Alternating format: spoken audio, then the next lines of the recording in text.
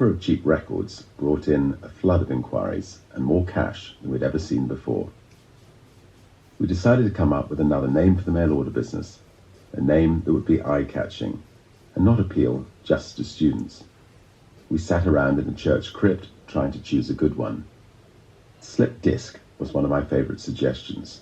We toyed with it for a while until one of the girls leant forward. "I know," she said. "What about virgin? We're complete virgins at business." "And there aren't many virgins left around here," laughed one of the other girls. "Be nice to have one in name, if nothing else." "Great," I decided on the spot. "It's virgin."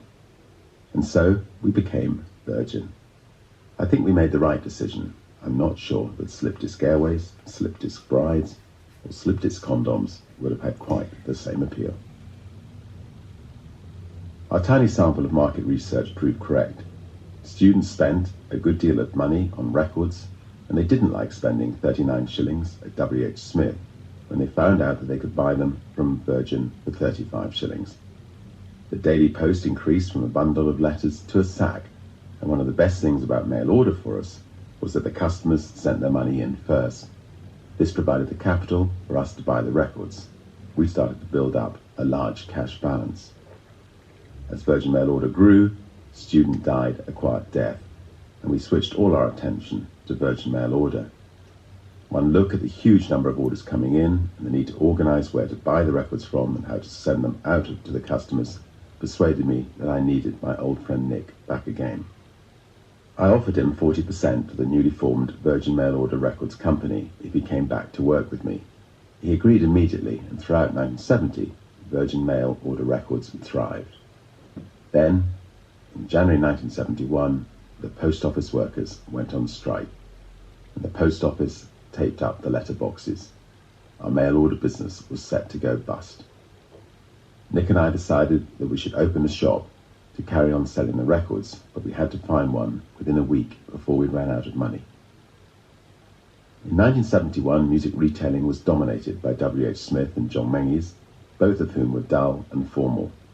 We wanted the Virgin Records shop to be an enjoyable place to go, we wanted to relate to the customers, and we wanted to be cheaper than the other shops. Nick and I decided that the cheaper end of Oxford Street would be the best side. We had to be able to attract passers-by, and at the exact point where we counted the most people walking along the street, we started looking for an empty property. We saw a shoe shop with a stairway leading up to what looked like an empty first floor, so we went upstairs. "What are you doing?" a voice called up to us. "We're looking to set up a shop," we said. "What kind of shop?" Nick and I came back down the stairs and found the owner of the shoe shop blocking our way. "A record shop," we said.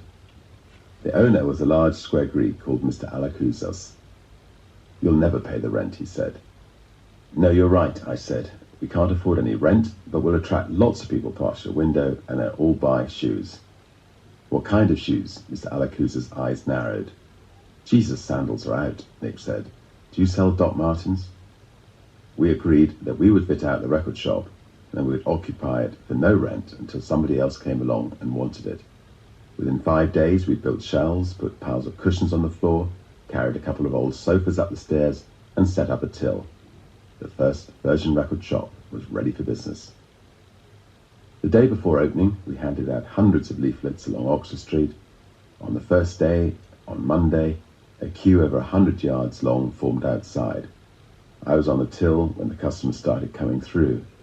The first one bought a record by Tangerine Dream, a German band which we had noted selling very well through mail order. "Funny bloke you got downstairs," he said. "He kept trying to sell me a pair of Doc Martens." At the end of the day, when I took the money to the bank, I found Mr. Alakouzos hovering outside the shop. "How's business?" I asked, trying to make light of the heavy bag of cash I was carrying. He looked at me and then back at the shop window, which was still piled high with unsold Doc Martens. "Fine," he said firmly. "Couldn't be better." During 1971, Nick was running the Oxford Street record shop, Debbie was running the Student Advisory Centre from Piccadilly, and I was generally looking to do anything I could to expand. I knew very little about the record industry, but from what I saw at the record shop, I could see that it had unlimited potential for growth, and that the real potential for making money lay in the record companies. For the time being, Nick and I concentrated on building up the image of our shop. We offered customers headphones, sofas, and beanbags to sit on, free copies of New Musical Express and Melody Maker to read, and free coffee to drink. We allowed them to make themselves at home. Soon people began to choose to buy records from us rather than from the big chains, and our staff began to report that the same people were coming back every couple of weeks. With a loyal customer base, Virgin's reputation began to grow. At the other end of the spectrum, from buying records to the recording studios, I heard that conditions were extremely formal. Bands had to check in at an appointed time, bring all their own equipment and set it up, and then leave according to the set timetable, taking all their equipment with them. Since the studios were so overbooked, bands would often arrive to record straight after breakfast. The idea of the Rolling Stones having to record Brown Sugar straight after finishing their bowls of cornflakes struck me as ridiculous. I imagined that the best environment for making records would be a big, comfortable house in the country where a band could come and stay for weeks and record whenever they felt like it. So during 1971, I started looking for a country house that I could convert into a recording studio and found the Old Manor at Shipton-on-Sharwell, 5 miles north of Oxford, a beautiful 17th century house built with yellow Cotswold stone which glowed in the late afternoon sunshine.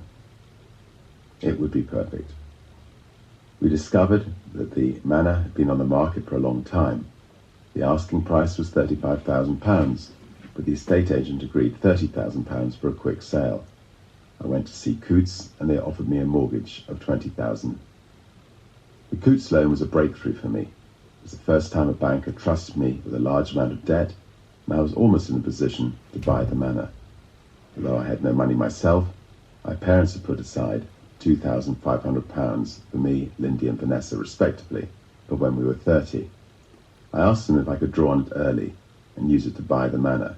They agreed, but I was still looking at a shortfall of £7,500, which Auntie Joyce came up with. Rick, she told me, I'll step in with a balance. I want the same interest as Coutts, but you can delay paying it to me until you're able to do so. I knew that Auntie Joyce was being extraordinarily kind to me and had probably accepted that she would never see the money again. What I didn't know was that she had remortgaged her house to raise the £7,500 and was having to pay interest on it herself. When I started thanking her, she brushed me aside. Look, she said, I wouldn't lend you the money if I didn't want to. What's money for anyway? It's to make things happen, and I'm sure you'll make things happen with this recording studio, just as you won that 10 shillings off me when you learned to swim. I promised myself that whatever happened, I would repay that money to her with interest on top. Tom Newman, one of the early recruits to Virgin Mail Order, together with his friend Phil Newell, immediately set about converting the manor outhouse into a recording studio as good as the best in London. Now we were too crowded to stay in the crypt. We found an old warehouse in South Wharf Road. One day, driving into Maida Vale, I saw a line of houseboats moored along the canal.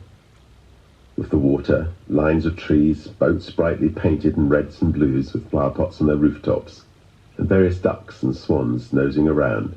It felt as if I was suddenly in the countryside, and I immediately drove around to the local council office. They told me to go to the water board, which was responsible for allocating houseboats.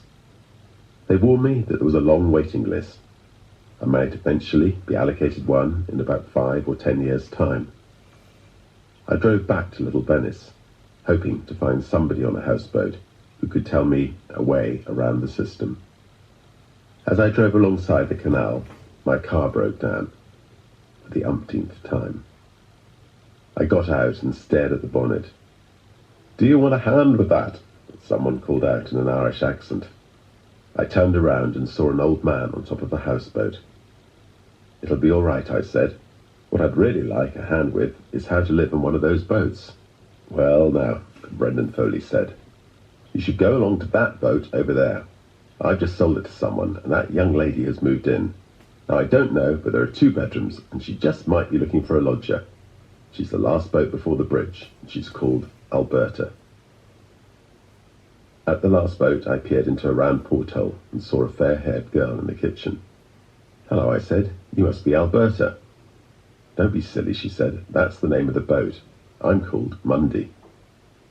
Mundy Ellis was beautiful. Not only was she beautiful, but she had just moved a bed on board. We sat down, we had some lunch. Before we knew what we were doing, we were lying on the bed making love.